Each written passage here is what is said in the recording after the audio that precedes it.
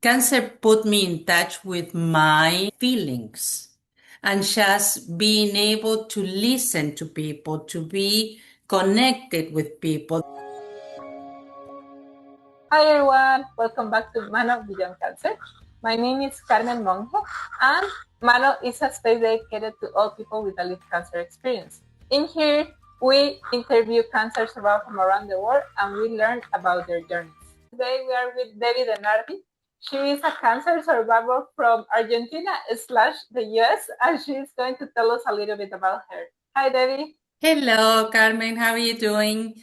I'm really happy that we are talking here today because really I love to share my story so we can educate more patients and more scientists around the world to help us to find better cures for patients like me. Who are you? What are you passionate about right now? And what is your favorite food? I'm originally from Argentina and I love steaks. I like barbecues and empanadas, of course. Those are the things that I really enjoy that when I moved here, it was not available. And right now, even I cook it with my kids and everything to show them how to make empanadas, and they really enjoy that. And when you say what I'm passionate about now, really, I went to school and I'm an accountant, a finance major. And then when I was diagnosed with breast cancer, everything changed because really I was more in touch with other patients. I was inspired by people that were surviving. I'm originally from Argentina. So even though I moved to the US later on in my life, I continue going to my doctors in Argentina because I trusted them, because they were the ones that really went through all my family history of breast and ovarian cancer. And then when I was diagnosed in Argentina. When I was there, I was offered some treatments. But then when I came here to the US, more treatments were available for my cancer type. And I was able to go through my treatment here in Miami, Florida, where I live. And I felt really blessed that the advancements on my type of cancer, that it was triple negative breast cancer, that usually the outcomes are not very good, I was able to survive and thrive because of advancements in medical treatments. And talking about that, what do you know about the same treatment in Argentina, or is that existent, or how do you see it? When I was diagnosed, I remember just going to an oncologist and they said, well, we are going to do this, and that. That was the treatment protocol for my kind of treatment. When I came back here to the US and I consulted an oncologist, they offer, for example, genetic testing that was not offered in Argentina at that time because it was not available. It was something new. And so with the genetic testing, they were able also to tailor my treatment to the type of mutation that I carry, that is the BRCA1 mutation, and also the type of cancer that I had. So really not everything was available in Argentina. And I felt that really the treatments offered here in Miami were better for my cancer type. Is something that we were talking before, that there is a lot of inequality around the world. Like, depends where you were born, if you are going to get treated or not, or if you are going to survive or not. So it's a very Exactly. important difference. But I know that now, finally, because at the beginning it was all the genetic tests that were done in Argentina, but the samples were sent to the US to have the results. Now there are labs in Argentina that they can provide the results to the patients, and the patients right now they have also genetic testing, but that it takes longer in other countries than here in the US. Did you have any side effects that actually you like about having cancer, or any superpower, or anything that you think like, oh, okay, cancer brought me this? Cancer put me in touch with my feelings and just being able to listen to people, to be connected with people, that it was not in my career, as I mentioned, as an accountant, because that is colder and just in a box. This one really made me develop all those emotional feelings and being able to have empathy for patients going through all these types of cancer. So really, I think that it made me grow as a person. And what is the weirdest thing or dumbest thing someone have ever told you about having cancer?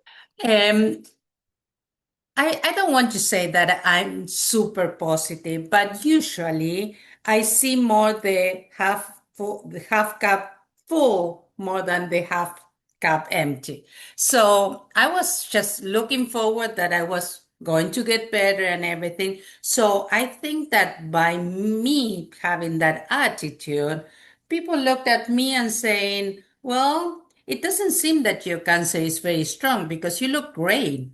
It doesn't seem to be that the type of cancer you have is really one of the more difficult. And I don't know how people can judge that by the way you look. Because I would go to the gym, I would go for walks, I would go and just try to go with my kids to all their activities and everything, just because I wanted to continue living and enjoying that part of my life, even though I was going through treatment.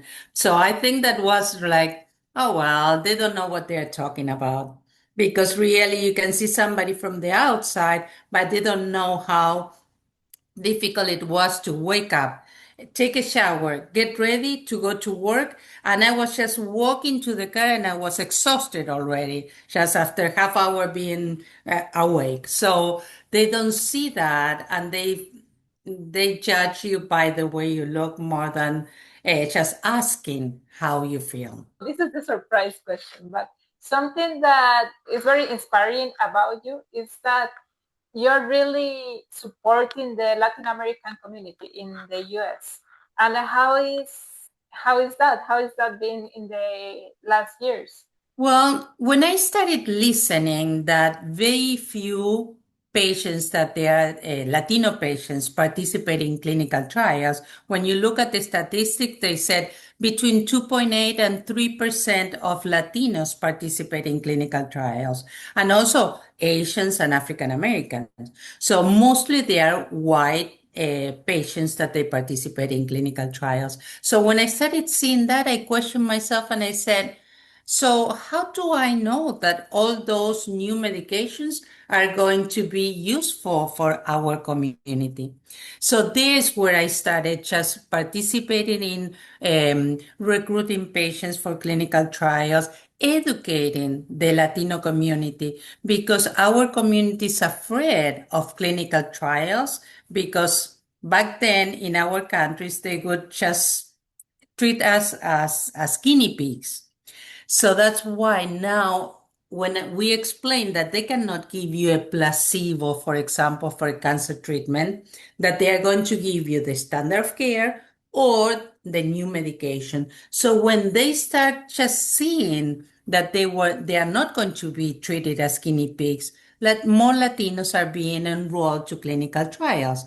And that is, I think, that is going to be our legacy for future generations. Now that you realize that there is a gap in the Latino community in the US, what changes would you like to see in the Latino community that will support people with a liver cancer experience? I think that we need to see it from the other side also to educate the researchers and the oncologists and all the specialists to understand that they can recruit a Latino patient and that this patient is going to be educated to participate. So the more we emphasize that we want to participate, hopefully they will include more Latinos in our clinical trials and also offer clinical trials while the patient is with a consultation with the oncologist. So hopefully we'll increase that participation and have better results. Do you have a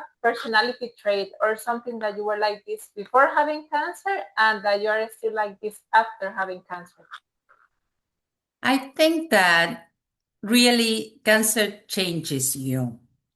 You are one person before, and I know that some patients they want to go back and be the person they were before, but you can never be that person again.